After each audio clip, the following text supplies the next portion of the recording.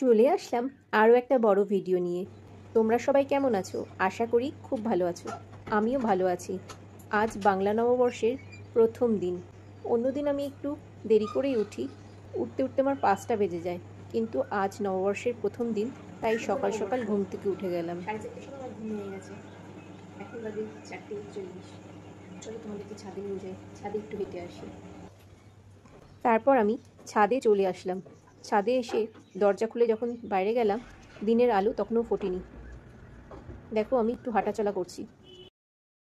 সকালবেলার পরিবেশটা সত্যি কি সুন্দর, শান্ত, স্নিগ্ধ, ভালো লাগলো হাঁটতে। 5:05 বেজে গেছে, হাঁটা হয়ে গেছে। এবার নিচে যাই, রান্না করতে হবে। এবার নিচে নেবে আমি ব্রাশ করে নিলাম, মুখ ধুয়ে নিলাম, কারণ আমার বরমশাইয়ের অফিস বেরোনোর সময় হয়ে যাচ্ছে, রান্নাবান্নাও করতে হবে। আজ মঙ্গলবার, আমাদের নিরামিষ। মঙ্গলবার, তারপরে আবার পয়লা বৈশাখ। পয়লা বৈশাখ অনেকেই বাড়িতে নিরামিষ খায়, আমরাও নিরামিষ খাবো। আজ তোমার দাদাভাইকে টিফিনে সুজির উপমা বানিয়ে দেবো। প্রথমে সুজিটাকে ভালো করে লাল লাল করে একটু ভেজে নিলাম। কড়াইতে তেল দিয়ে বাদামটাকেও লাল লাল করে ভেজে তুলে নিলাম। তারপরে কেটে রাখা সবজিগুলো ভালো করে ধুয়ে বসিয়ে দিলাম ভাজা ভাজা করতে। একটু ভাজা ভাজা হয়ে আসলে, দেখো এখানে ভাজা ভাজা হয়ে গেছে।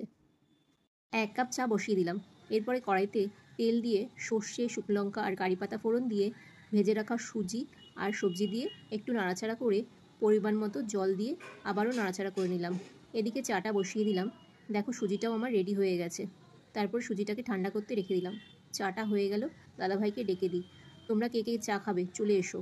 এদিকে আমার সুজিটাও ঠান্ডা হয়ে গেছে, টিফিন বক্সে তুলে দিলাম। দাদাভাই রুটি খেয়ে বেরোবে, তাই তাড়াতাড়ি করে রুটি বানাতে বসিয়ে দিলাম। তোমরা কি কেউ খাবে ব্রেকফাস্টে রুটি, না লুচি খাবে নববর্ষে? জানিও কি বানালে ব্রেকফাস্টে আজকে।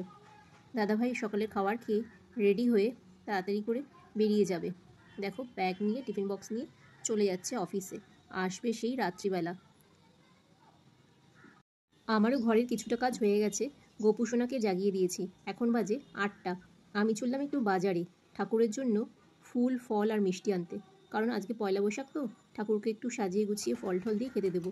চললাম বাজারে। আমাদের বাজার হচ্ছে তালপুকুর বাজার, অনেক বড় বাজার। এখানে অনেক কিছু পাওয়া যায়, অনেক মাছ, সবজি, ফল, ফুল, অনেক বড় বাজার এখানে।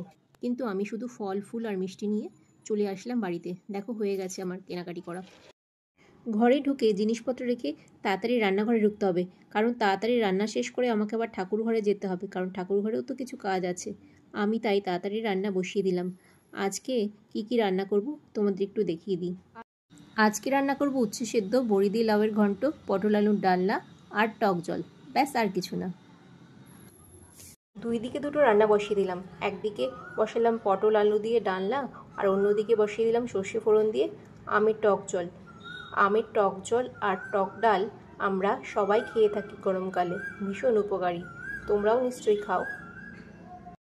আজ আমার রান্না এখানেই শেষ। এরপরে স্নান করে ঠাকুর ঘরে গিয়ে ঠাকুর ঘরের কাজ করব। ঠাকুর ঘরে কী কাজ করলাম সেই ভিডিওটা তোমাদের পরে দেখাবো। আজ তাহলে এই পর্যন্ত, টাটা।